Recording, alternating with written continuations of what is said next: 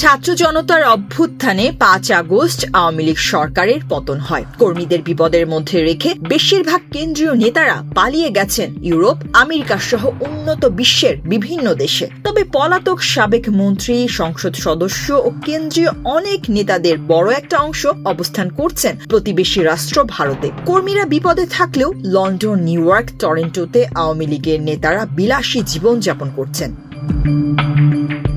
ছাত্র জনতার অভ্যুত্থানের সময় বিভিন্ন হত্যাকাণ্ডের মামলার আসামি এসব পলাতক নেতা ইউরোপ, আমেরিকার বিভিন্ন দেশে আয়েশি জীবনযাপন করছেন। কোনো কিছুরই অভাব নেই সেখানে। গাড়ি, বাড়ি, ব্যক্তিগত কর্মী, ব্যক্তিগত চিকিৎসক থেকে শুরু করে নিরাপত্তা রক্ষী নিয়ে থাকছেন তারা। কেউ কেউ ওই দেশগুলোর নামি দামি স্কুল, কলেজ ও বিশ্ববিদ্যালয়ে সন্তানদের ভর্তি করিয়েছেন। তাদের অনেকেরই ইউরোপ, আমেরিকার ওই দেশগুলোতে ব্যবসা, বাণিজ্য আর সম্পদ আছে। তাই ফেরারি থেকেও অর্থ সম্পদের কোনো সমস্যা হচ্ছে না।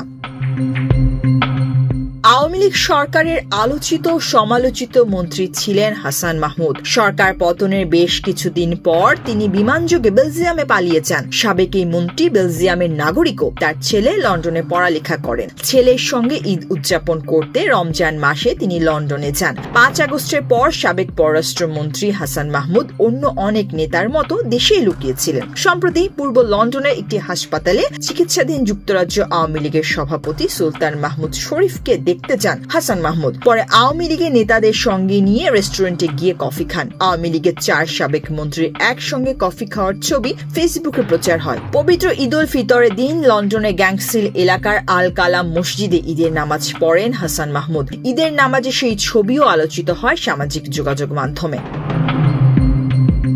লন্ডনে আছেন আলোচিত সাবেক ভূমিমন্ত্রী সাইফুজ্জামান চৌধুরী। পুলিশের অপরাধ তদন্ত বিভাগের তথ্য মতে 2016 থেকে 2021 সালের মধ্যে সাইফুজ্জামান চৌধুরী $48 লাখ, প্রায় 5,724 কোটি টাকা ব্যয়ে যুক্তরাষ্ট্র, যুক্তরাজ্য ও সংযুক্ত আরব আমিরাতে 620টি বাড়ি কেনেন। ইস্ট লন্ডনের নিউবেরি পার্ক এলাকায় 2 মেয়ের বাসায় থাকছেন সাবেক মৎস্য ও প্রাণী সম্পদ মন্ত্রী আব্দুর রহমান।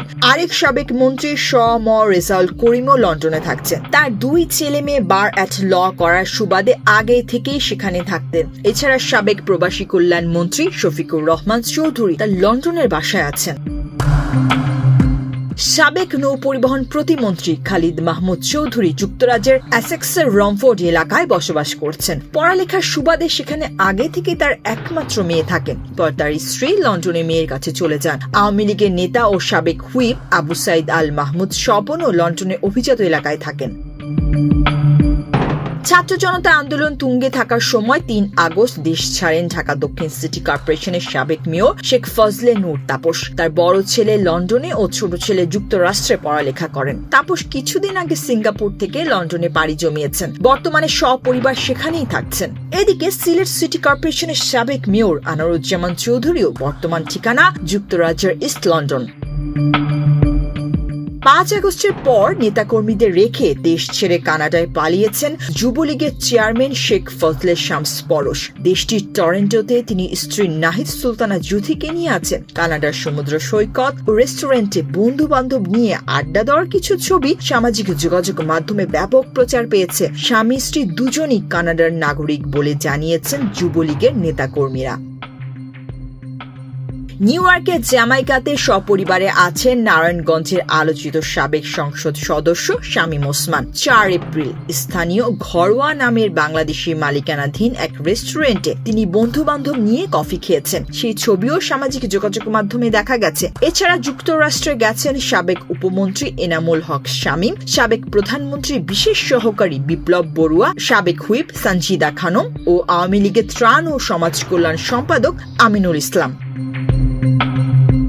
চট্টগ্রামের সাবেক মেয়র আ.জ.ম নাসির উদ্দিন বর্তমানে সিঙ্গাপুরে আছেন বলে জানিয়েছেন তার পক্ষে রাজনীতি করা চট্টগ্রামের সাবেক এক ছাত্রনেতা। তিনি জানান 5 আগস্টে আ.জ.ম নাসির চট্টগ্রামেই ছিলেন। সেখান থেকে তিনি জাহাজে করে সিঙ্গাপুরে যান। নিজের শিপিং ব্যবসা থাকায় জাহাজে করে দেশ ত্যাগ করা তার জন্য সহজ হয়েছে বলে জানা গেছে।